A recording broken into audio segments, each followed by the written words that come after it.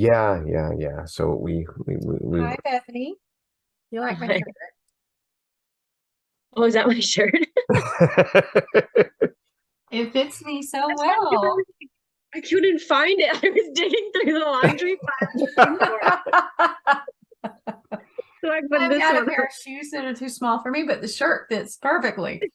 and that's why you were gonna be, and we'll probably leave this in now. You were gonna be the shirtless she Spartan because at first we But then you thought had your shirt. it was your shirt from this weekend, like mine, very nicely, Yeah, I went to put it on. I was like, oh wait, it's blue. Oh, It's I don't know where my the shirt is. super It's a shirt. super one. So where'd you get the super one? Who knows? Anyway, Toronto. Toronto. The Uh, Brimacombe. There you go. Yeah. So you know what? Screw it. You're still the shirtless she Spartan because we still have the shirt. And welcome to the OFX podcast. I'm Dave Claxton. There goes the art department with Bethany's shirt. Awesome. Here we are. Cool. So yeah, welcome. Um, this episode is being brought to you as always by Duonamic, which Bethany now finally has her one that she won at DECA. So Yep. deservedly so by almost beating me, but not quite. Rub it in. Just right in there, just screws the whole deal. I'm sure she'll fix that on the DECA mile in Atlantic City, and we'll be back to square. And things will be all back to normal. So, and also Designateddrinks.ca, which we now have a discount code for. I believe it's 10% off. Yeah. 10% off Designateddrinks.ca, with a very, very complicated discount code of cheers. Yeah, that's it. CHEERS. And again, with them, I think it's if you order more than, it says on the website, but if you order more than $72, it's free shipping. Awesome deal. And I did look, what was kind of cool? I looked, and I didn't know if I said this last week or not, but for like a 6-pack of Athletic Brew, it's $2 cheaper on Designateddrinks.ca than it is on the Athletic Brewing site. Oh, interesting. So there you go. You would save $2 per 6-pack plus another 10% for your cheers code from OFX, which that's huge. By the way, some good commercials coming for them really soon. Yeah. I know because So I did. I have a favorite so far. Okay, what do you got? So I got a mixed pack, and so far, so the one for the road company, Okay. they make really good beers, and I'm an IPA girl, so their Got Hops one for the road is my new favorite. Okay. I'm not going to say that this is my favorite, but it is good, and it is Stone Sofa Kolsch. Am I saying it right? Kolsch? A Stone Sofa Kolsch out of Calgary, Alberta. Oh, it's one for the road as well. Yeah. So yeah, it's the same bread, different thing. And I like this one. This is pretty good, which is good because the other day I had the one I didn't like very much. That pumpkin spice thing was just not good. Sorry if I destroyed sales for that, but it just wasn't good. Today, obviously, we're going to go through a lot of Blue Mountain crap. The whole thing's going to be Blue Mountain crap. But I wanted to talk to you one thing beforehand because there was a whole ton of high rocks that happened. And congratulations to everybody who did so well at High Rocks. It was fantastic. You're all amazing. That was out overseas. And now I've got to look it up again. Just one second where it is. Amsterdam? Yeah, I think it was. Every time I go to type something in, it moves. It looks like there was 2, though.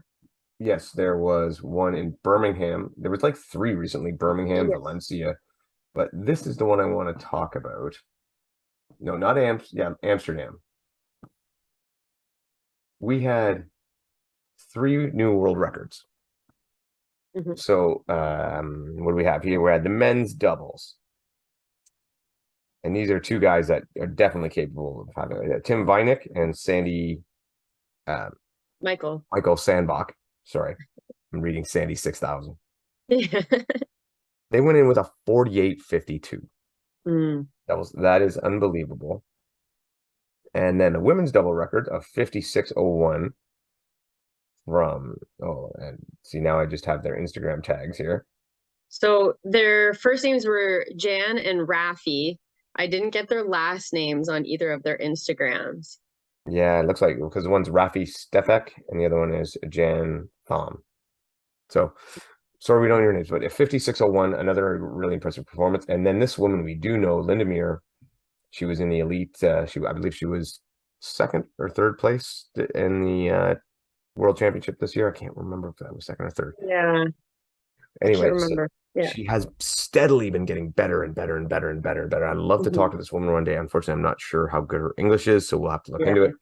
But she is really constantly climbing up, and she did a 1:02:23, which is absolutely insane. Yeah, and she took over a minute off of her previous personal best. Yeah. Now, when this happens, obviously these are all great. We know most of these names. They're great athletes. They're really good. But when you get 3 world records at one venue in the same day, does it make you think something might be just up with that? Maybe it's just, and I'm not saying shady, I'm saying good course layout, maybe something was up with the sled, something along that lines. Like, do you, because it makes me wonder a bit. Like, yeah, so I can see the questioning too, because all these times also blew previous times out of the water. The men's doubles times was the first time under 50, and we're 70 seconds under 50. Yeah. And then Linda Muir to take over a minute off of an already really, really fast time, the world record. Yeah, that big chunk. So I have a feeling it might have had something to do with the running. Linda did say that some of her stations were still the slowest that she's ever done. So it was either, I'm going to say the sled or the running layout, which would really be the only 2 big variables. So I think that they've done a much better job with the sled situation overall. So maybe it was just the running, or the layout of it really decreased the amount of running in the rock zone. Maybe. So her, and it's true, because her sled push, well, was a 2:46, which is quick, but by this year's standards, yeah, that 3-minute mark is still times that people are getting. Yeah. And then her overall run time was a 31:48. That's, yeah. So that's fast for a female. Yeah. You know, and I mean, like you say, a wall ball. Have you seen the rock zone time? Her rock zone time was 3 minutes and 45 seconds, which Okay. isn't that short. Yeah. So that means like that was just really fast running. I mean, I'm looking at all this other stuff, and I mean, so look at this, like she was first, and she said her times weren't great on the stations, but she was first on the burpee broad jump.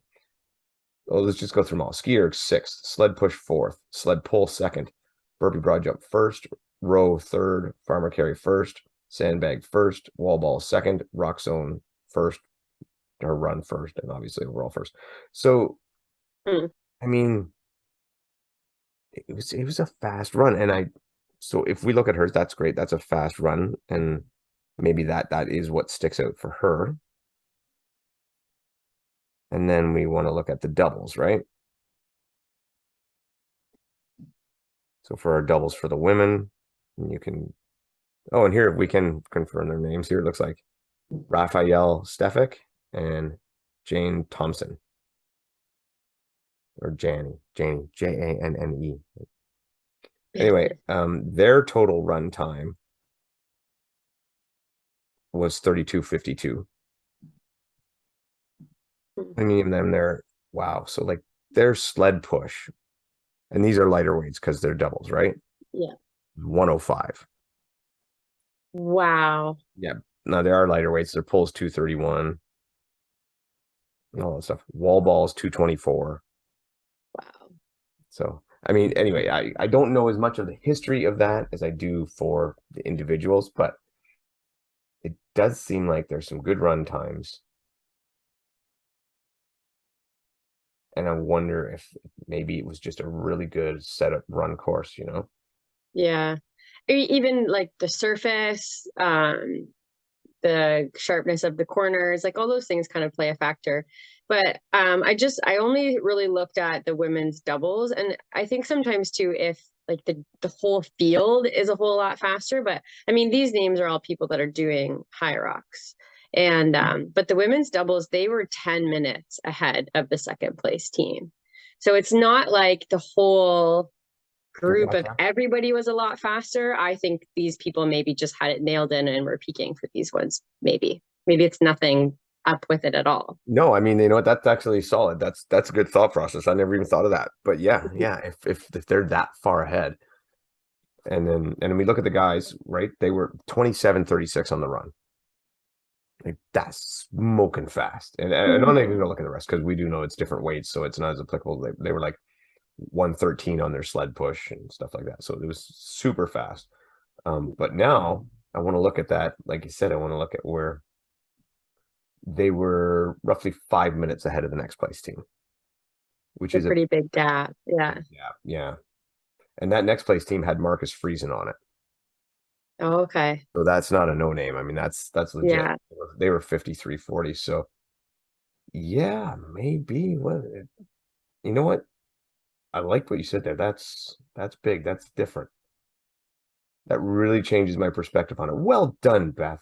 Way to screw in my head. And yeah, now so some of these other names. So Lindemir was more than 6 minutes ahead of second place. Yeah. So maybe it wasn't. Maybe it's all on board. Yeah, I'm sure it was still a fast course, but maybe nothing too crazy. But I just thought it was interesting. It's definitely worth talking about. And again, it piques your interest. Again, especially congratulations to Lindemir. That is awesome. She is looking like obviously a serious threat this year. yeah. And to Tim and Sandy, way to go, because I think you woke the bear and Hunter's pissed. Yeah. Best of luck. Did you see what he said on Instagram before they even broke the record? I think he knew they would, right? Because I think he had no. What did he say? he posted on Instagram, he bet them $5,000 that him and Tom Hogan would race them head to head. And the winner would take $5,000. Oh man, he loves these kind of things. And that's what I mean. Like you woke him up now and he's Yeah. I don't know. Gotta put some money on the line. I hope they do it because it would be a great race to watch. And that would seriously spike the interest in doubles. Yeah, I think that's Hunter true. knows what he's doing. He knows what And the he's doubles is just so exciting. Like we've said this 100 times, but like the team stuff and the relay stuff is so much more exciting, I think, and even more fun to race. Oh yeah. And the only problem, like I said, is I'm still hung up on the mixed doubles for High Rocks and the way that kind of has been that our friends wrecked for me. Yeah. Thanks. Way to go, Dylan and Terry. Fucked it for everyone. But yeah, I would love to see, and I do. I can't wait till when we're in Chicago for the U.S. champs to watch the doubles there. I'm probably more excited to watch the doubles than the singles, and I would love to get in on some relay action where I'm gonna do the doubles. I'm signed up for the doubles in Chicago. The art department and we're gonna do the doubles. We're gonna have a good time. We're not really concerned about our time. This will be our first actual High Rocks event. We're just gonna go and have fun with it.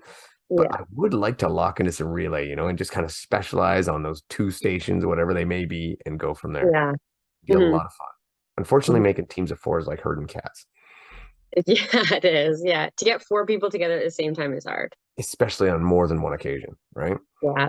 So, But anyway, we're not a High Rocks episode today. We will be one in the near future. So we want to talk Blue Mountain. And I'm going to do something that we don't normally do. I am going to read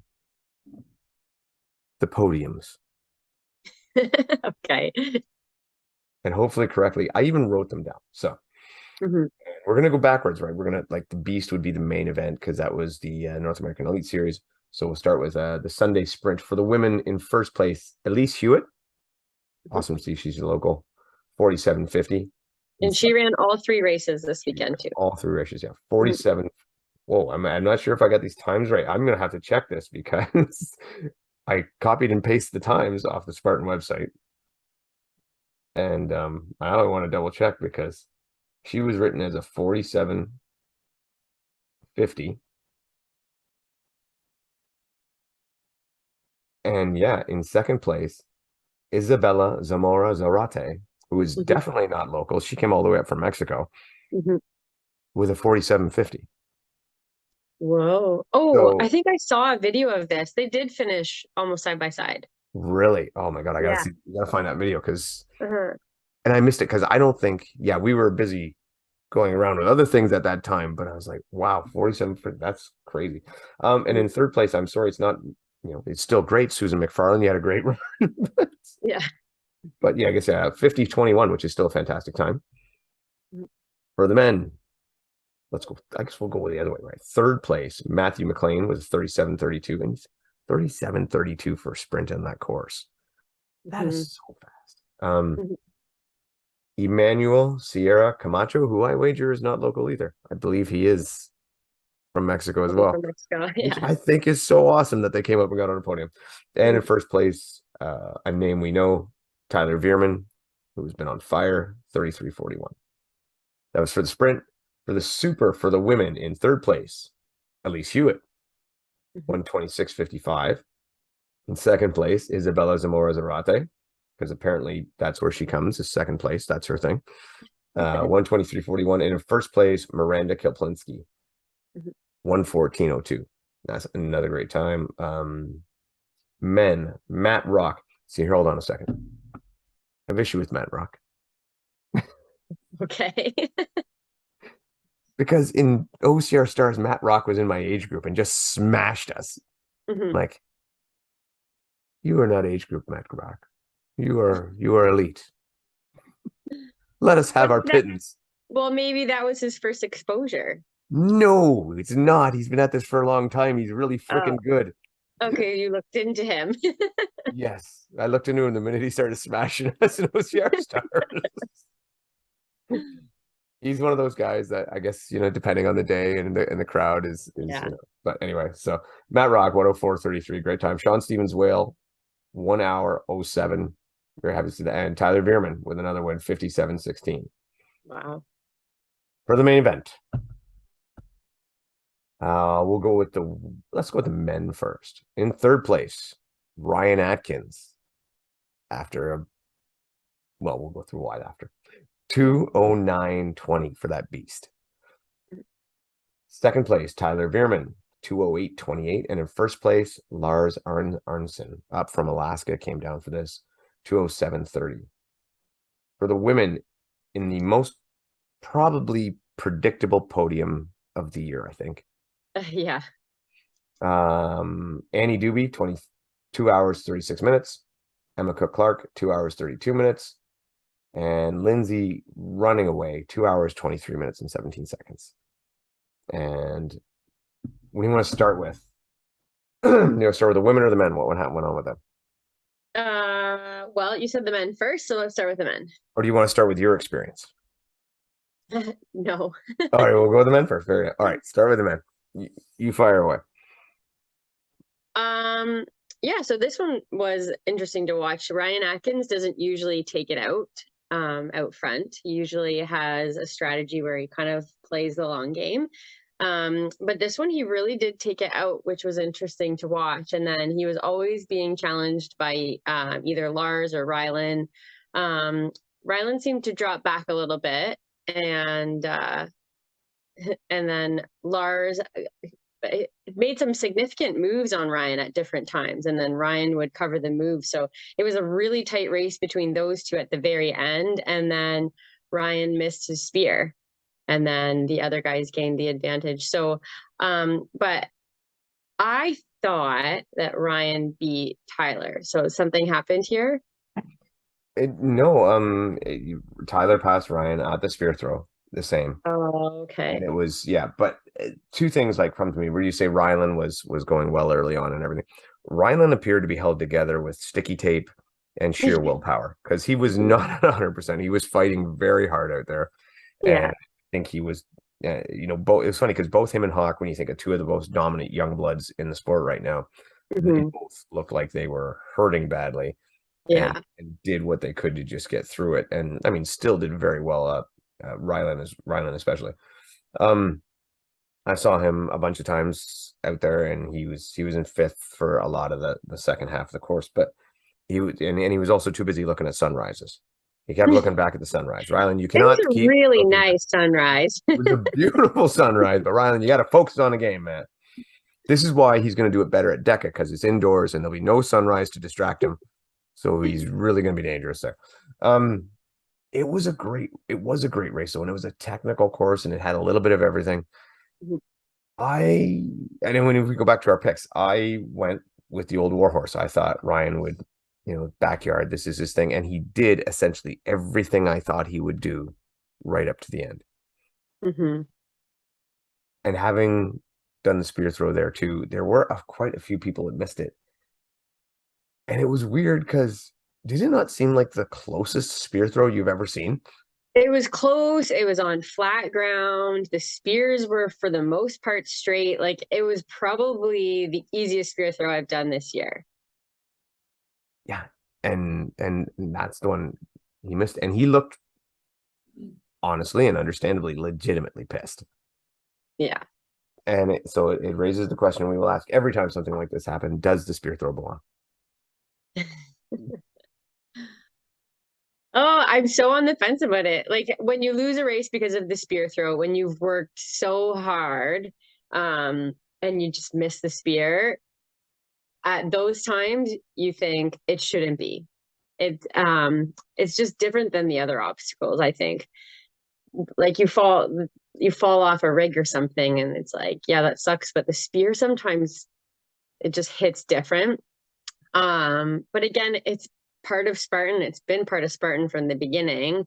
So it's just sometimes it goes your way, sometimes it goes the other guy's ways. I mean, I'm sure Ryan's won races too where someone missed their spear. So one of the arguments too that I've heard that I kind of like too is where they say, leave it for the open waivers is more like a fun thing to do, but in the elite race, maybe leave it out.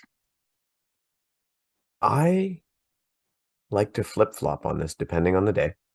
Yeah. And today I'm like, it's okay. Leave it in because like everything, it is very easy to practice. Mhm. It is very repeatable. It is very doable. Yes, sometimes you'll get caught by wind or rain or something like that, but you can say that of any obstacle out there. Yeah. Yeah, so at the moment I'm saying leave it in. That could change tomorrow, which is great because that's the great thing about not having it matter what I say. But Yeah. yeah, I mean, I don't know. Like right now, when I look at a course like that, for the men especially, that was the only obstacle really that I think was a danger for any of them. Yeah. Especially now, and I'm bothered by the removal of the ropes on the rig. And you know what? I almost take it as a personal stick to you. You don't like the ropes we're doing. You don't like the we're holding them. Fine, we'll take them all together. Take them, just get rid of them.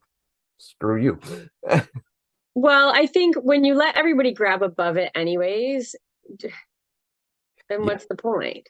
Exactly. Then that's what we were fighting for. But I was kind of hoping the solution to that was to be not to let people grab above it. Yeah. Or maybe, yeah. And then maybe put a vertical grip, like the Force 5 vertical nunchuck, something that's like actually grippable. Yeah. Anyway, they showed us. They made it easier. Yeah. It was a very easy rig. Yeah.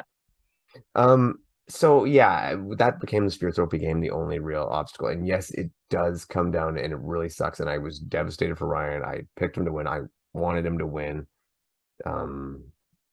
And I am gutted for it. I think some people took his reaction as maybe, not being the best sport. I don't know if that's the case. I mean, that just had to hurt. Yeah. And they are two people that are doing this professionally, and that one doesn't just hurt the ego and the pride, it hurts the pocketbook. Can you tell me what exactly his reaction was? No, he just apparently just looked very disappointed on the podium and not. Well, couldn't he be disappointed in himself and have that same face? Yes, he could. We're gonna get her a microphone. Really, we are. Yeah, and I think his reaction though, like I mean, we all have not all, but we have our heart in this too. And he did work so hard. And I mean, the only way that that's not a factor is if you can put 2 minutes on the person behind you. So it's and obviously he just couldn't create that kind of a gap with those two guys on him.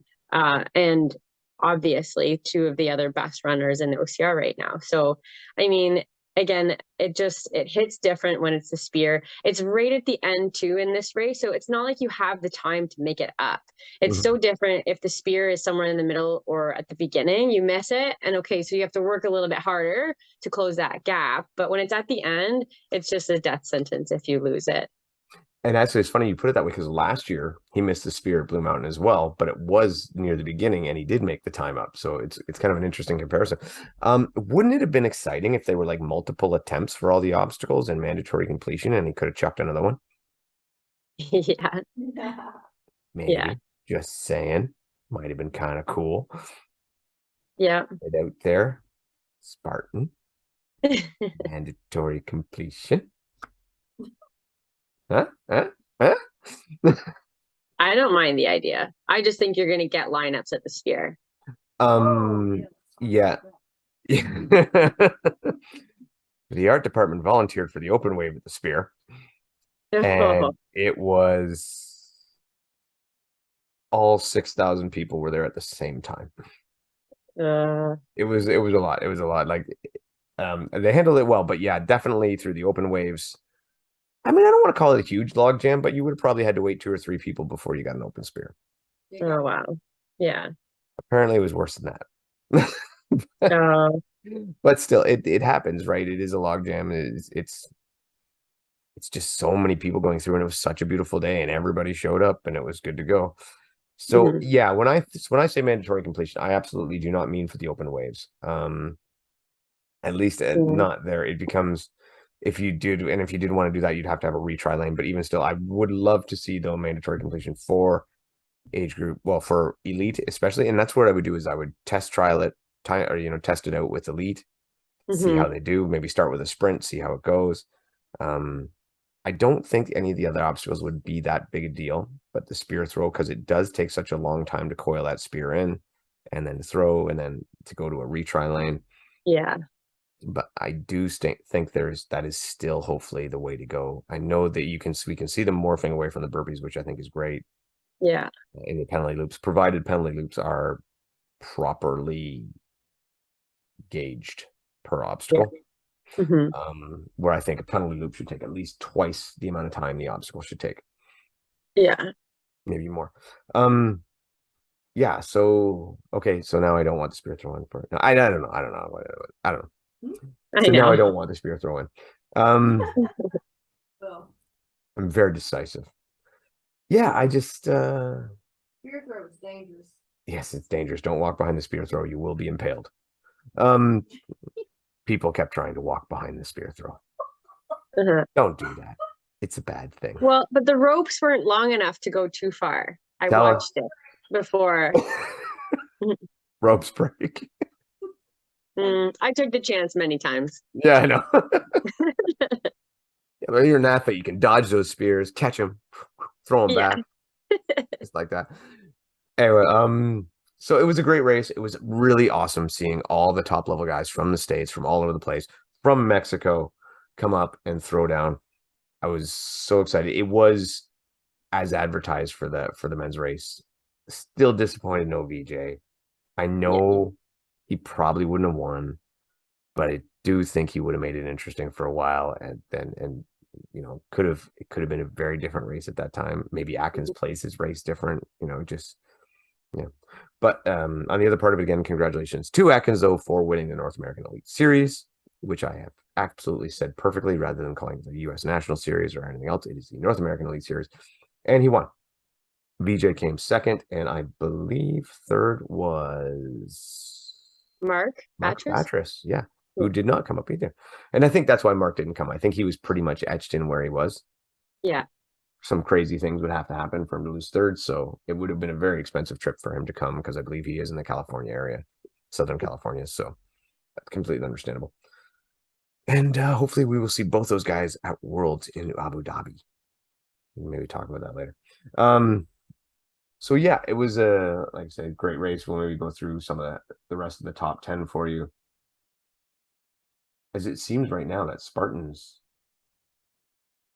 webpage is working well for results. Okay, Lars Aronson, Tyler Veerman, Ryan Atkins, Ryan Kempson, who was like a bit of a last minute decision, showed up and came fourth, had a good race. Sean Stevens Whale with another 5th place, really kind of showing that his Kelowna performance was no fluke.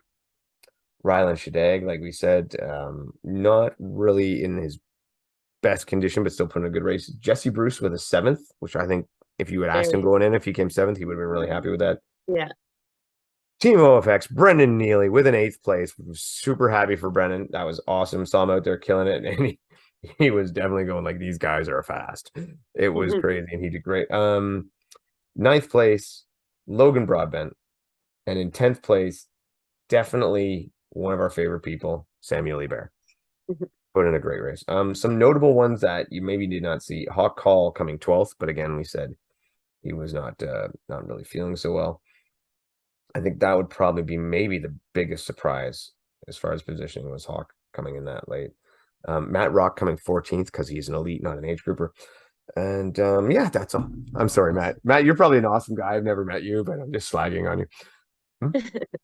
Our boy Austin. Austin came 15th, which he missed his spear, so that cost him 2 places there. I coached Austin through there too. I did. Through the spear? No, not the rest of it though. Oh, He did all better the things he did well. All the things he did well, I coached him through. No, I actually saw him coming off the vertical cargo net, and then the little hurdle there, and he's coming up, and I'm like, Austin, there's 2 guys right in front of you. Let's go, man. Let's get him. Let's get him. Let's get him. Right? You know, try and cheer him on. He's like, okay, but only because you said so. Because I mean, Austin's Austin. Yeah. And he gets up and he gets to the bucket carry and like flies by these guys like they're standing still in classic Austin Carey fashion. Comes back down, flows through the rig, no problem. Gets the spear, misses, turns around, goes, meh. All the work he put in on the bucket. Yeah, he was standing on the rope. So he's done that once before this year. He's good at it. He did get a 5th later on in the Super, so I mean that was pretty good. But yeah, so Austin's just great. I love watching Austin race. He's fantastic. Really, really good guy. Good Canadian guy. However, he needs to buy a shirt. Just saying. So the women's race. Again, we had Annie Doobie in 3rd, Emma Clark in 2nd, Lindsay in 1st. And the story going into this one was obviously the Lindsay and Emma battle. And just a reminder, how did you view this playing out before we went in? So I was thinking that Emma would have her mindset in this one, that this was the time she wasn't going to fail an obstacle. Her and Lindsay can run together, so it's always kind of come down to obstacles, and that she was going to get them all. It was a dry day, perfect conditions. She'd hit the spear and Emma would take this one. I didn't know that Emma had been dealing with injuries. Obviously she was quiet about it, as we do. But yeah, she's been dealing with some pretty serious injuries. So she just she came, did her best, but things did really flare up for her. She took a pretty big fall about halfway. And when she had started to put a bit of space on Lindsay, and then Lindsay used it obviously as a bit of an opportunity, and it took the wind out of Emma's sails, and all the things with her back and her sciatic and stuff started to flare up because of that too. So, and I get that sciatic pain is pretty awful, and once it flares up, it's quite difficult to move the leg, and it's quite painful. So that kind of flared up for her. But she still held on for 2nd, which is incredible. She had a long way to go still, and she ran it out, and she had a good race in the end. Lindsay did put a pretty big gap on her after that. So a couple things. For 90% of that race, it was completely the battle we thought it would be. And they were back and forth, side by side, half the time spending the run just chatting with each other, which was insane if you saw it up close. I'm like, seriously, how do you do that going this fast, climbing up a hill and dying? Anyway, but yeah, just being the competitors they are. At one point, Lindsay congratulated Emma for going over an obstacle really well, and like it was just typical, right? The two to the nicest people you ever meet. And yeah, like for 90%, we got that battle we wanted, and then I think it did. I think it just, I mean, Emma in the complete class act that she is, she's like, oh, I just ran out of fitness. Well, you know, Emma, I'm going to say you're lying. I think you had the fitness. And I think I talked to her after too. She had a terrible cold. She could barely speak. She was like, she had a lot of things stacked against her, I think. So I think 2nd place in this situation was still very, very good. and I've had sciatica. That's what inspired me to actually get into fitness, was because I thought that pain was so bad, Mm-hmm. and that part of me was not being in shape was making it a problem. That, oh my God, to do what she did when you're facing that, like, that is agonizing pain. Yeah. Mm-hmm. And like I said, it inspired me to complete lifestyle change. So I don't know how she possibly could have done what she did going Yeah. through that, and Mm-hmm. smile on her face doing classic Emma fashion. So hats off to her. And yeah, it ended up being a big lead, but for most of it, they were within touching, like they could have shook hands for most of the race. Yeah. Lindsay did start to gap her like that fall and everything, but even still, I will say Lindsay, I saw her at the same spot I saw Austin there coming over that hurdle, and she was desperately trying to find out how far Annie was behind, just again for fear of that spear throw, and she wanted like Yeah. that 3-minute lead so she know that if she would be okay, because she was being told, hey, you can back off a bit, and she's like, no, no, no, no, because she didn't know she had that Yeah. big lead. So it just shows again how scary Emma is as a threat. Yeah. But I did pick Lindsay to win this. Mm-hmm. And then when they said they weren't going to put the ropes on the rig, I kind of recanted, and I thought Emma would win. Mm-hmm. So despite being right, I still kind of ended up being wrong. But I was right that Annie Doobie came third, because I think everybody and their dog had Annie Doobie kept third in this. Yeah. And this is the first time I've seen Annie run up close and personal, and wow, she is really good. Yeah. Like, I had never seen her personally run that much, and I was really impressed and thought, wow, she's just really pushed hard and great. And another one, and we'll go through this too. We'll go through the top 10 for the women. No, we'll go through the top 12. So we have in 12th, Bethany McChesney. Yeah. In 11th, Elise Hewitt. In 10th, Ashley Heller. 9, Kayla Coble. 8, Ashley O'Hara. 7, Erin Sondage. Sausage. 6, Casey Moreau. 5, Miranda Kilplinski. And 4th, Ariel Fitzgerald. Now I wanted to talk about Ariel. Mm-hmm. Ariel was up and down all week. I'm going to run. I'm not going to run. I'm going to run. I'm not going to run. I'm going to run. I'm not going to run. And Ariel's become a really good friend, and she is a lot of fun. But I think she was to the point where she wasn't going to run, where she was actually going to rabbit with a camera Mm-hmm. to help out. And then she said that I might have been the one that screwed that up and convinced her to finally run. Because when I sent her the message saying the ropes are off and there's extra monkey bars added, she thought, oh my, well, now I won't fail those, and I won't have to do burpees on those. So I'm going to run. And she ran, and she ended up getting 4th. So Ariel had surgery in her wrist Yes. not that long ago. So that was her apprehensions, where she just wasn't sure if she could grip things properly. So it was a legitimate concern for racing. Oh yeah, yeah. And I mean, Mhm. she was, yeah, this is not just like, oh, I got a hangnail. Like, Yeah. like she definitely took a risk doing this.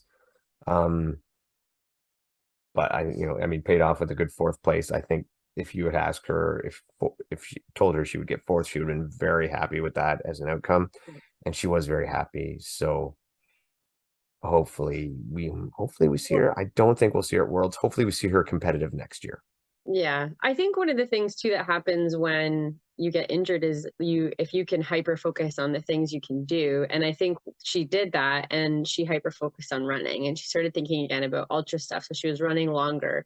And in this race, she went out with the leaders. Mhm. And when I saw her go, and she was with them on the first climb, actually, she was leading for a little bit. And I was a little bit shocked too, because she was so apprehensive about racing, and I know she kind of had a tough weekend not sleeping, and I was like, wow, she just must have the fitness, because she went out hard and she took it. So yeah, I think her focus on running over the last couple months and even longer with her wrist injury has really shown though in her running fitness. Yeah, and she has been doing, because she was focusing on trail races and other things like that. So Yeah. she said going in, like, I'm not as strong as I should be, not as strong as I Mhm. usually am, but she did feel very confident in her running. Yeah. And showed, like, yeah, I mean, we didn't have the close finish with the women that we did with the men, but I think we still had a very entertaining race. And I mean, you tell me, what did you think of the course? Because I mean, you obviously firsthand saw the whole thing. You were right in it, and how did it go? How did you think it played out for you? This was my favorite Spartan Beast course that I've done all year. They did have a really good mix of, there was some steep technical up and down, but this mountain isn't so big that it's not like it goes on for 45 minutes to an hour, like the one out in Kelowna, that second climb. There was short bits of that, but then there was these beautiful flowing trail sections. And I mean, you could run a couple K on those sections and it goes by a lot faster than running up a steep, like hands and feet kind of stuff. With the conditions of the day, it was sunny, the leaves had fallen, it was just so beautiful. So you had really runnable sections, and then just a little bit of some steepness. So you got a bit of the mix. It had rained all week too, so there were the downhills were actually quite slick. I fell a fair bit on my backside. But it's the grassiness too. So these mountains are a bit different. So it's long grass, so they get really slippery. So it was super runnable. It was beautiful.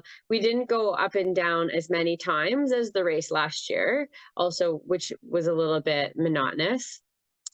So I thought it was probably my favorite Spartan course that I've ever run. Wow. Mm-hmm. That's pretty hefty burst. And that, like, they did have that long, it was almost like a 2K flat bit across the top, wasn't it, after that last climb? So fun. And that was a section too where there was a bit of windy trails, and then you'd be going across boardwalks over creeks, and then there'd be sections where it was like rocks, and it was kind of beside a road, so there was people there spectating too at the top. That was probably one of the most fun sections of the whole race. And you're at that point too, you're dying. Like, that's after the last climb. Your legs are done. So just to be able to open up a little bit and let the legs roll at that point was really, really nice. I thought the course too, it was in a really good racy condition because the rain had happened before, but it had a little time to dry out. So it's not like there were giant mud puddles everywhere, but there were some slick sections. And then with all the leaves over top of everything, like, I know a couple times I was going down the hill and it was almost like skiing because I'd get stuck on a couple of leaves and just slide for a few feet. And then, but it was good. It was a typical blue course. And I think that this course really plays well for Spartan, and I hope they keep coming. I know they're coming back next year. I do question the choice of coming in late October, and it's gonna bite them in the ass eventually. Well, because it snowed all week. There was snow this week, and then the sun shines on Saturday. Yeah, we were sweating. We're in t-shirts and shorts, and everybody's all happy sunbathing. And this is not end of October weather in Canada. This is not what it's like. You just got lucky again because it was good last year. This year was just like, let's go to the beach. Yeah. Well, and the other thing about the course that I really like is when they come down into the festival area, not the festival, into the village parts, and you have the random people walking by and you can hear these conversations sometimes, and people are like, what are they doing? And I heard this person once where they were like, are they carrying buckets of gravel? They're like, are they working for the mountain? They're just the funny comments that you get when you see people that have never ever been exposed to Spartan when you get into like the village parts of these races. So that's also one of the things I really like about Blue, is that you're kind of mixed in with like the tourists that are there too. So it's not so remote that like you would never be there unless you're doing a Spartan race. So the spectators are pretty interesting. And I mean, that's something I've always gone about, the difference between Blue and Stratton, right? We go to Stratton for OCRWC, and it's a great atmosphere, but it's all us, right? It's all the racers, it's all the OCR people. You go to Blue and it's just random crowds, just wandering by, going, "What the hell?" I actually got a picture sent to me from one of my son's former soccer teammates' mothers, and it was just, she had never seen a Spartan race, and they were up at Blue Mountain that weekend, and she just took a picture, and she's like, "This is insane. I have a whole new respect for you guys." And I'm like, that's the thing, right? right now, I still think it's the best location going. Is it Mhm. the absolute best course? Maybe not. Maybe it is, maybe it isn't, but it is the best venue. Mhm. Parking is fairly easy. Yeah. You know, it's relative, I'm not to say close to an airport, but it's very drivable. Apparently it's $100-ish Uber ride. Just saying, somebody had to do it. Um, and yeah, it's just it's an accessible place. There's plenty of places to stay. There's plenty of amenities as far as like open, Walmarts and GNC stores and Mhm. shops if you forget your shoes or your clothes or whatever, you can get it done, rather than, like I said, at Stratton, where if you forget something, you're pretty much euchred unless you can borrow it from somebody Yeah. else. So Mhm. Spartan's wise to choose this venue, stick with it, maybe consider moving it to August, but whatever. We'll figure that out. I wanted to say, so I had my sprint run. I'm not going to tell you the outcome because I'm slowly going to post stories where you can decide if I passed or failed with my oven mitts. And I will say that it was even harder than I expected. But what I did get a great kick out of was so many people knowing what I was doing and actually, they watch the show, they listen, they talk to me, they're like very supportive, and they're ask me how it's going and cheer me on as well. And probably almost just as entertaining as the people who didn't have any idea what I was doing. I had people ask me, "Do the oven mitts help you with your grip?" No, no, they don't. They really don't.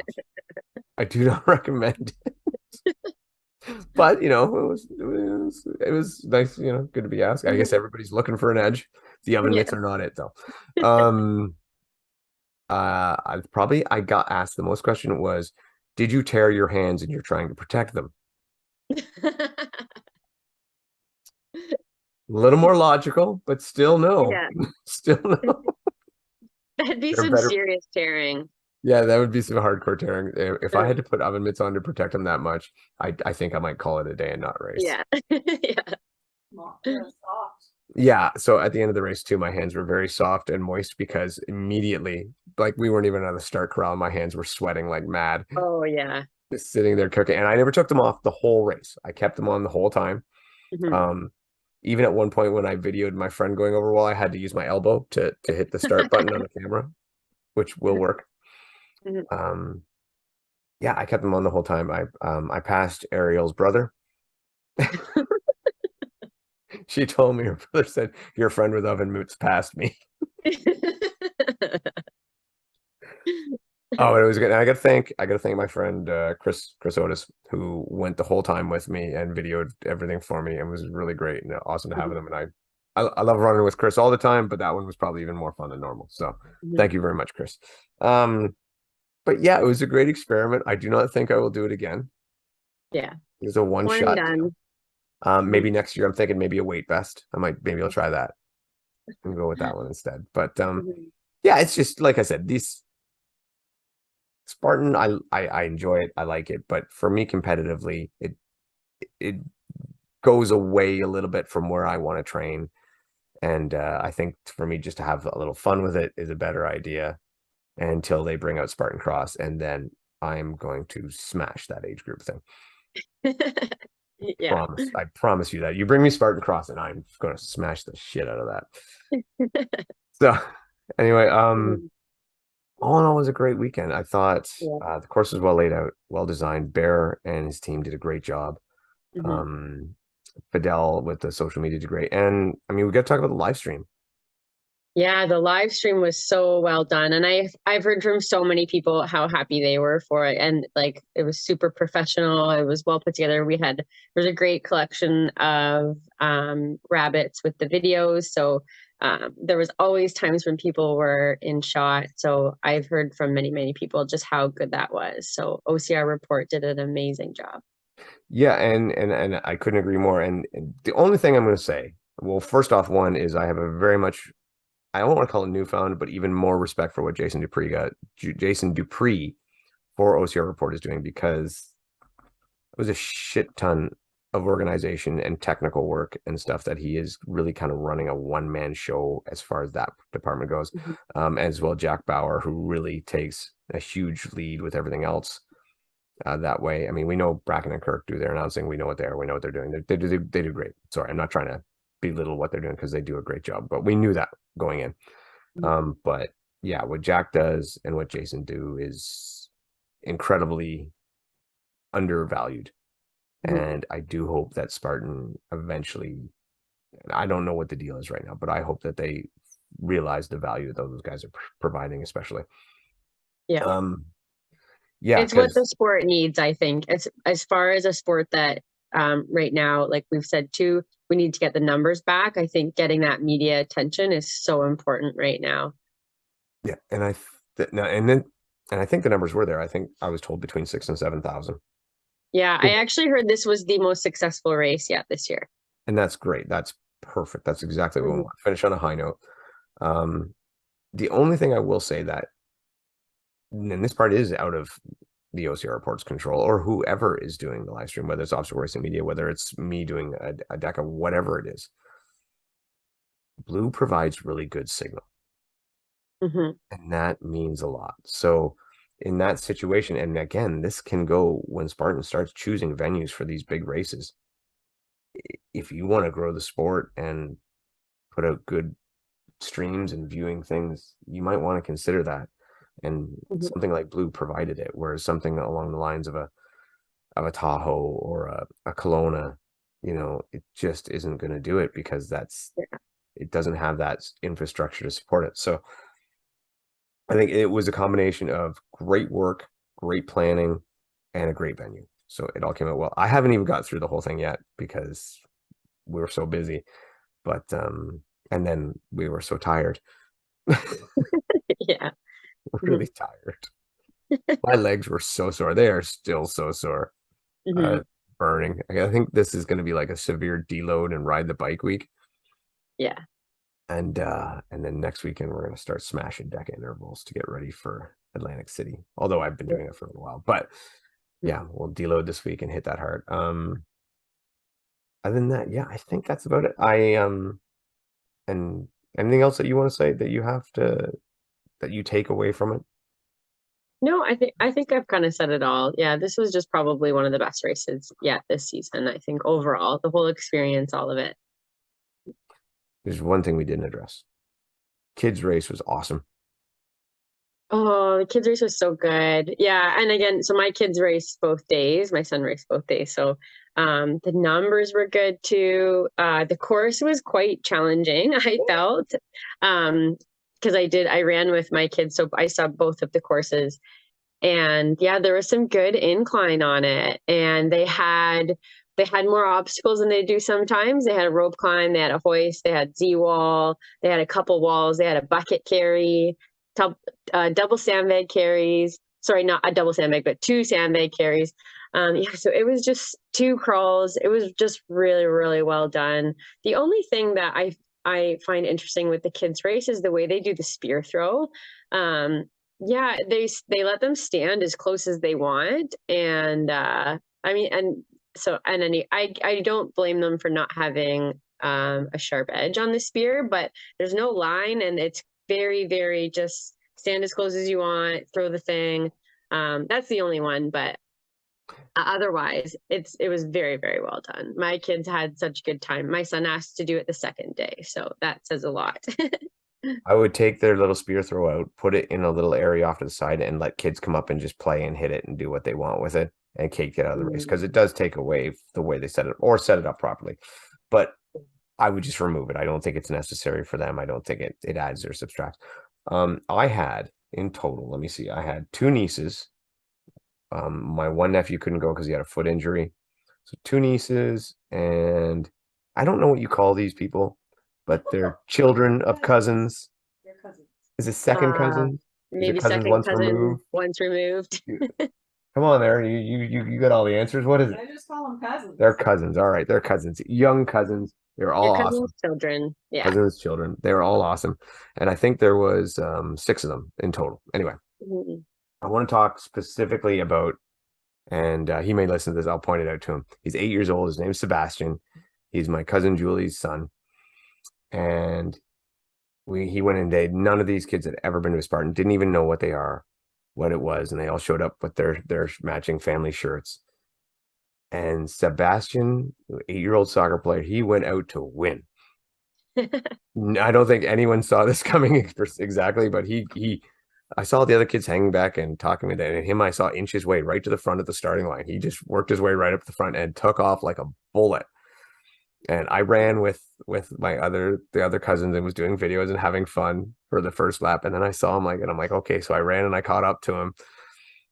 And oh my God, he was just killing it like nobody could believe. I couldn't believe how hard he was pushing. And then I was able to give him some advice, and we're like, oh, we're going up a hill. He's chasing these two boys. And I'm like, wait, we'll hit the downhill. And he hits the downhill. He goes as fast as he can and passes one on the crawl, and then comes up another hill. It's like last hill left. I'm like, get to the top of this hill, and then you full send all the way down. And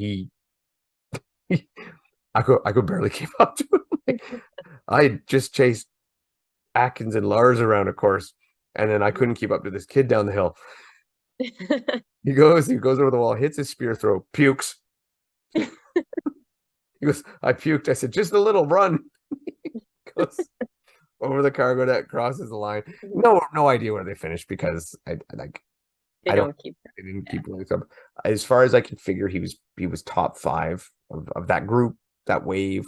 I don't know, but what I came away from it was obviously a young kid willing to push himself and had a good time. They all did seem to have a good time, except one maybe, but the rest all seemed to have a good time. And afterwards, he's like, I want to be more competitive next year. And he's like, he couldn't do the rope climb, and he had to do 8 burpees, and he knew that those 8 burpees cost him probably another place at least. And I was just excited to see, another that it's the first time I probably really paid attention to kids race, and it was awesome to see another generation going through it. I mean, I know that your kids have been, and I've seen them do it a bit, but this was a little bit different, so I was just really excited. And Sebastian, come back out next year. Come on over. We're going to work on that rope climb, and you're going to go out there and smash it, buddy. And that's it. I'm good. I'm ready to go to Atlantic City. Yeah, on to the next. All right. Why don't you take us home? Thanks so much, everyone. And to everyone that came up and said hi at Blue Mountain. It was really nice to meet some of you, some new faces, and congrats to everyone who competed this weekend. Such a good weekend. And thanks for listening. Don't drink and drive, and do pull-ups instead.